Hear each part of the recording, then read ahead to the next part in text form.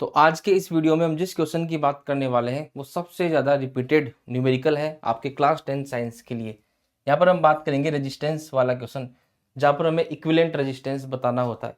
इस क्वेश्चन को दो तीन तरीकों से पूछा जा सकता है, तो हम सभी तरीकों की बात करेंगे और ये क्वेश्चन जो सबसे इंपॉर्टेंट है उसको भी हम डिस्कस करने वाले हैं। तो चलिए सबसे पहले क्वेश्चन देख लेते हैं।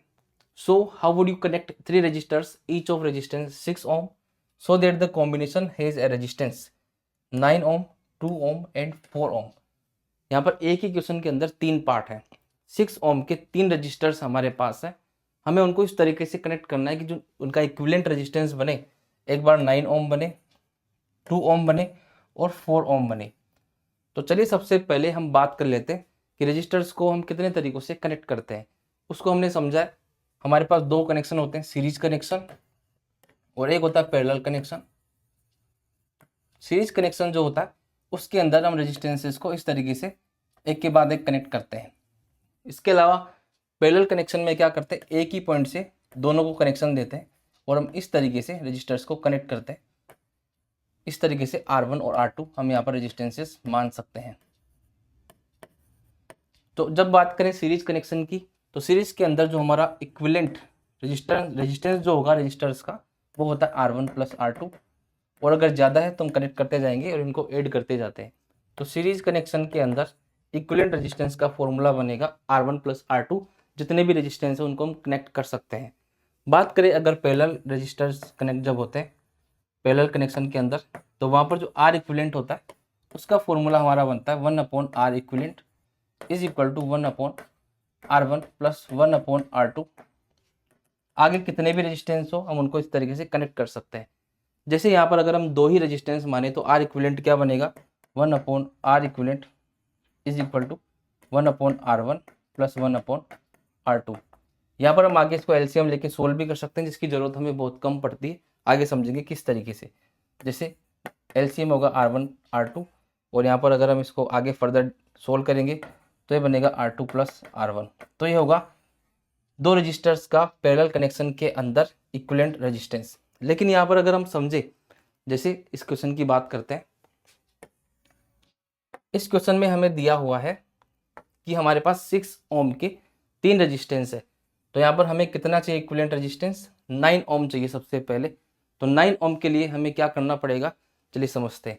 9 ओम मतलब अगर हम सीरीज में कनेक्ट कर देंगे तो वो क्या हो जाएगा, R1 plus R2 plus R3। 18 ओम ज़्यादा हो जाएगा, तो हमें क्या करना पड़ेगा, हमें कुछ सोचना पड़ेगा। चलिए समझते हैं। जैसे एक रेजिस्टेंस को तो हम यहाँ पर सीरीज में अप्लाई कर सकते हैं, एक को हमने पहले सबसे पहले लगाया। उसके बाद जब हम दो रेजिस्टेंस को इस तरीके से कनेक्ट करें, जब दो रेजिस्टेंसेस को इस तरीके से कनेक्ट करेंगे तब क्या बनेगा, चलिए समझते हैं। जैसे हम यहाँ पर फर्स्ट पार्ट सोल्व करने वाले हैं। जैसे ये है 6 ओम, इधर भी है 6 ओम, इधर भी है 6 ओम। तो जब ऐसा क्वेश्चन आए तो सबसे पहले हमें पैरेलल वाले को सोल्व करना है। यहाँ पर अगर इसका इक्विवेलेंट रेजिस्टेंस मैं बताऊँ 6 ओम का, तो वो क्या बनेगा 1/6 प्लस 1/6। इसका मतलब क्या बन जाएगा, अगर हम एलसीएम लेंगे 6 एलसीएम आ जाएगा और 2 ऊपर बन जाएगा 1/3। तो आर इक्विवेलेंट की वैल्यू यहाँ से आप बता सकते हैं कितनी आएगी, 3 ओम आएगी।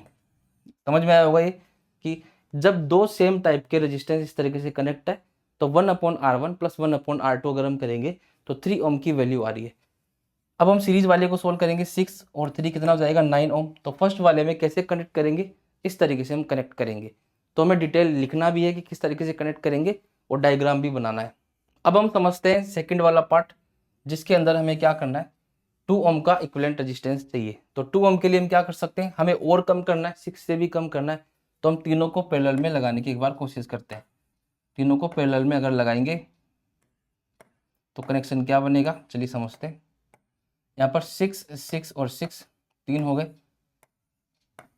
तो 1/6 प्लस 1/6 प्लस 1/6 क्या हो जाएगा 1/R इक्विवेलेंट, जिसकी वैल्यू क्या बनेगी यहाँ से 3/6। तो 1/R इक्विवेलेंट की वैल्यू कितनी आएगी 1/2। तो R इक्विवेलेंट यहाँ से बता सकते हैं कितना आएगा 2 ओम। तो इसके लिए क्या करना पड़ेगा, तीनों को हमें पैरेलल में लगाना पड़ेगा। तो फर्स्ट केस के लिए क्या लगाएंगे, एक इस तरीके से कनेक्ट करेंगे और दो को इसके साथ सीरीज में कनेक्ट कर देंगे। मतलब दो पैरेलल रेजिस्टेंस को एक के साथ में सीरीज में कनेक्ट करना है, तब हमारा बनेगा 9 ओम। और 2 के लिए क्या करेंगे, तीनों को हम पैरेलल में लगा देंगे। ओके, अब हम समझते हैं थर्ड वाला पार्ट जो सबसे ज़्यादा इंपॉर्टेंट है। तो चलिए अब हम समझते हैं 6 ओम के 3 रजिस्टर्स को हम 4 ओम में कन्वर्ट करने के लिए क्या करेंगे, इक्विवेलेंट रेजिस्टेंस 4 ओम के लिए। इसका मतलब ये है कि यहाँ पर हमें कुछ पैरेलल कनेक्शन तो करना पड़ेगा, तभी जाके वैल्यू जो होगी 6 से कम आएगी। तो यहाँ पर हम एक बार सोचते हैं, हम कनेक्ट करते हैं 2 रेजिस्टेंस को सीरीज के अंदर और इसके पैरेलल में हम लगा देते हैं एक रेजिस्टेंस या एक रजिस्टर जो हमारा 6 ओम का है। अब यहाँ पर आप देखेंगे सबसे पहले हमें क्या करना है, सबसे पहले हमें इस सीरीज वाले को सोल्व करना है।